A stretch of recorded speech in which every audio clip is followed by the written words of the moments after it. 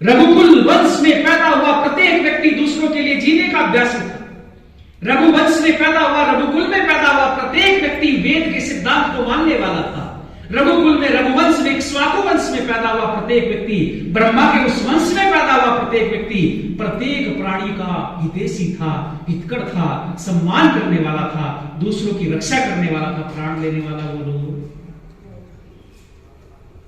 महाराज दशरथ ने सदा से देवताओं की रक्षा की है। महाराज दशरथ ने सदा से धर्म की रक्षा की है। महाराज दशरथ ने सदा से अधर्म का विनाश किया है, राक्षसों से लड़ाइयां लड़ी हैं और सत्य की और ऋषि मुनियों की रक्षा की है। महाराज दशरथ का मंतव्य श्रवण कुमार की हत्या करना बोलो।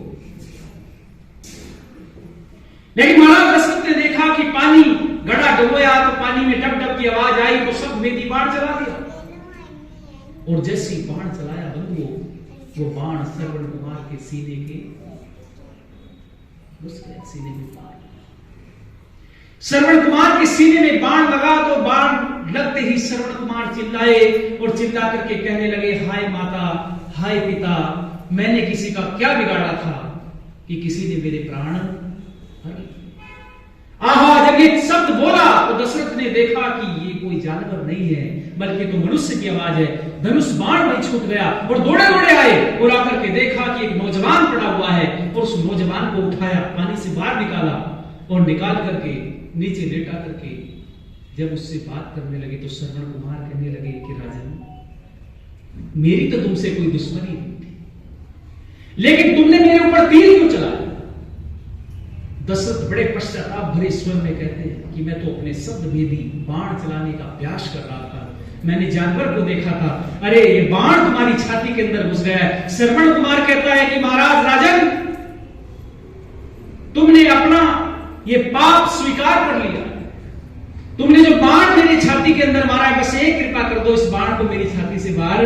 निकाल दो और मैं जिस काम के लिए आया था, मैं अपने माता पिता, बूढ़े माता पिता, अंधे माता पिता को इस वन के अंदर लेकर के घुमाने आया हूं, ऋषियों के दर्शन कराने, ऋषियों की वाणी सुनवाने के लिए आया हूं, बस मेरा एक काम कर देना राजन, ये पानी का घड़ा उठा करके मेरे माता पिता के पास ले जाओ, मेरे माता पिता प्यासे हैं, उनको पानी पिला दो जरा, ये पुण्य तुम करो। लेकिन एक बात याद रखना, मेरे माता पिता के सामने जाओगे तो बोलना, क्योंकि मेरे माता पिता आंखों से अंधे, वो देख नहीं सकते लेकिन कानों से सुन तो सकते हैं, वो मुझे पुकारेंगे, मुझे आवाज देंगे, पहले तुम पानी पिला देना और बाद में अपनी वाणी मुख से निकालना। यदि तुमने वाणी मुख से पहले निकाल दी तो फिर वो किसी भी स्थिति में पानी नहीं पिएंगे और प्यासे अपने प्राणों को छोड़। राजन नहीं छोड़ रहा, तीर श्रवण कुमार की छाती से निकाला और श्रवण कुमार के प्राण शरीर से निकल जाते लोगों। और महाराज दशरथ पानी का घड़ा उठा करके जब जाते हैं अपने माता पिता के पास, तो जब आवाज सुनी पैरों की तो अंध मुनि अपनी पत्नी की तरफ इशारा करते हुए कहते हैं, वो कहते श्रवण कुमार आ गए, बड़ा लेट हो गया, बड़ी देरी कर दी तुमने आने में, अरे तुम्हारी मां को बड़ी प्यास लगी है, बहुत समय से कह रही है, बड़े लंबे समय से कह रही है कि मुझे बहुत प्यास लगी है, श्रवण कुमार क्यों नहीं आया, जाओ अपनी माता से पानी पिलाओ। बस आहा, महाराज दशरथ के मुख से एक वाक्य निकल गया कि महाराज मैं आपका श्रवण कुमार नहीं,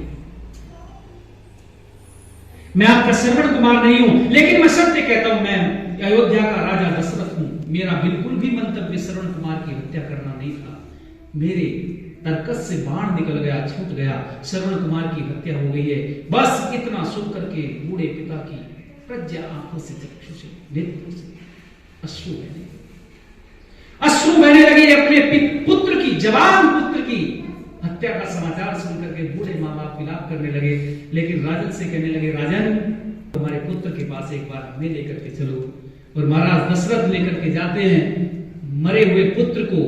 अपनी गोद में लेटा करके विलाप करते करते दोनों बूढ़े माता पिता अपने प्राणों को भी छोड़ देते हैं और एक श्राप देकर के जाते हैं। और वो श्राप क्या था कि पुत्र वियोग में तुम भी इस दुनिया से ऐसे ही जाओगे जैसे हम